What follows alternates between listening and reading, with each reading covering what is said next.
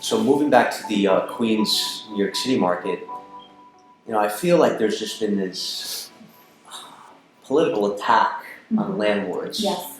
over the past 24 months, 36 months, ever since the rent tenant stabilization, whatever the term is, it was passed in 2018.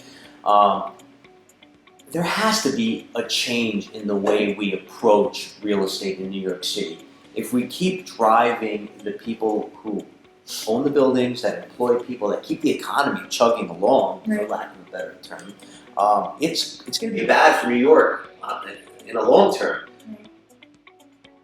Are you seeing, or do you anticipate the government, the local government, kind of wanting to help out landlords?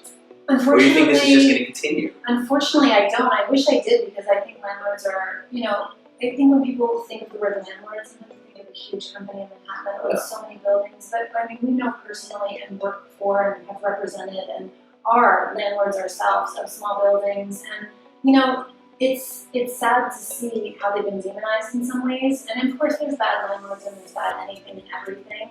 But it has really been challenging. I mean, tenants that aren't paying are a definite burden for landlords who need to pay a mortgage. And I think they're trying now to offer, some tenant protections that they can help people to pay back rent with.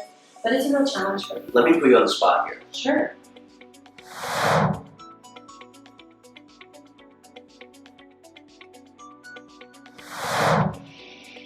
I am an investor, a small investor. Right. Besides the price per square foot decline, or whatever, rental decline, multiple decline, right. Why would I buy a 6-family in Astoria, Long Island City? The interesting thing with that product is the prices have fallen Tremendously. dramatically. Yes. Yeah, and that is something that happened well before COVID. And of course, then the rent losses after COVID just exacerbated the problem. The restrictions on rent stabilized buildings have become extremely burdensome, and they've just become less valuable, and they will continue to be less valuable. And now with so much vacancy, I mean, there's really no incentive for people to repair really upkeep these apartments. It's been a precipitous decline over the past 3 years. You had 6 families that were going for 20 to 22 times rental, and now you could scoop one up decent. I mean, you can speak to it better than I can, but I've seen deal sheets for 14, 15 times. Even lower in some cases. Really? Yeah. I haven't been watching. Yeah. I expected that. But, with all the residential rentals that are going up in at Queensboro Plaza, that's tremendous. The other thing, I was like, do we have the demand for all of these rental units? I don't know if we do. I was like, who's going to occupy this? So, again, another statistic that I read yesterday was more people actually moved to New York City than left during the pandemic. Did you ever hear that? I've actually heard that, Yeah. but I'm not sure where they're living. Yeah. They might be living with people. They might be moving in with people to cohabitate and maybe to minimize their own costs, something like that, because their vacancy was, you could not rent an apartment in certain parts of Queens before the pandemic. There was just nothing available, and now there's availability everywhere. We've seen independent private landlords giving away months of rent, and that is not something we had seen outside of big buildings. That you would not see, these small landlords doing that.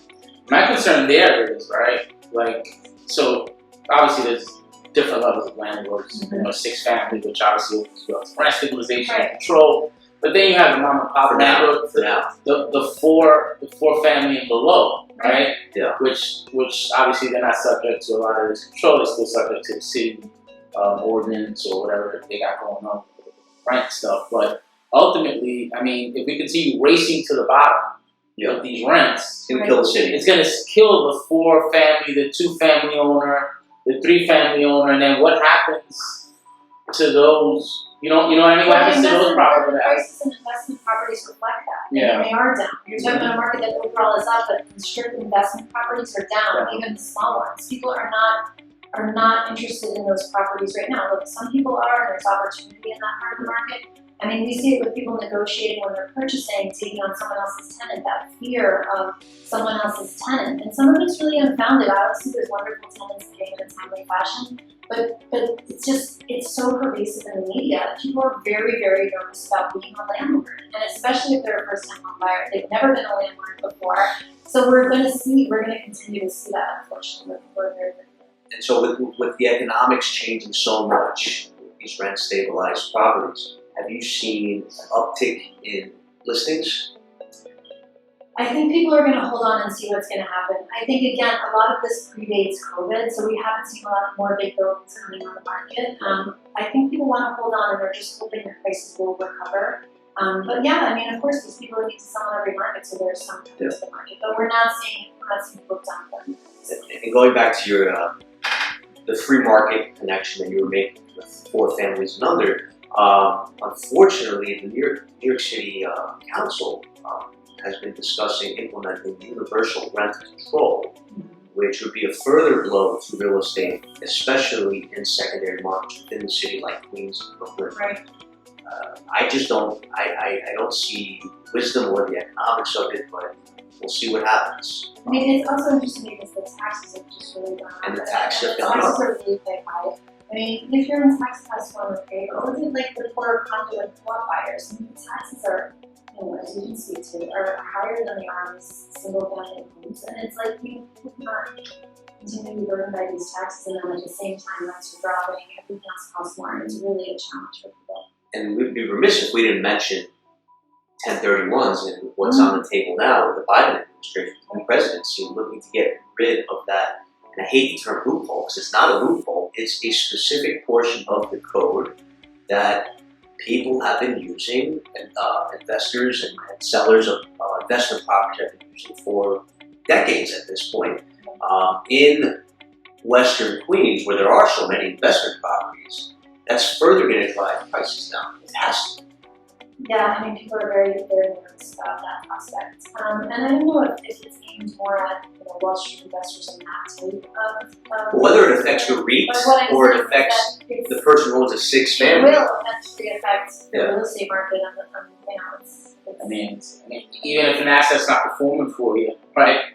And you're like, all right, I want to get out. Now on top of that, it's not performing because of too much regulation. Right. And now you want to dump it. And now you have a massive, 30-35% tax bill on top of that. Yeah. What are you seeing with respect to declines in percentages of sale prices? How much have they come down? And I know every type of asset is different, but just kind of give us a brief overview. I mean, the interesting thing about things is such a diverse market. I mean, obviously culturally, in that way it's diverse, but also accounts and stuff. I mean, then I'll talk about, a market where you have all the same types of properties. You have co-ops, condos, multifamily, so it's such a hodgepodge. And then of course across the borough, you're seeing the market vary. So actually in Western Queens, that's actually the slowest part of the market, which is insane to think about because we're still absolutely moving like at lightning speed. But further east, that's where the market is almost untouchable. Further east, like Bayside, Douglaston, more space. Douglaston, and actually further south, but east as well. So like Queens Village, that's Glendale area. Queens Village is the hottest part of the market. That neighborhood in that area, so that's. I didn't know that. Yeah, it's we're only at 2.5 months supply right now in the market in that part of Queens. And we have a few multiple of that back toward Western Queens. I think in terms of pricing, I mean, we're going to continue to see prices increase, but not in the rent stabilized market. I don't see that increasing. And specifically in Western Queens, how long are homes staying on the market? It depends on what you have, and it depends on the conditions to drive with everything. If you have a nice 1-family home, you're going to be under contract in probably under 30 days. And that's contract negotiation. What was the average days on market you said? Well, the average days on market is only 18. 18 average. It's the national number. But Queens is a little slower. I mean, we're a little bit behind.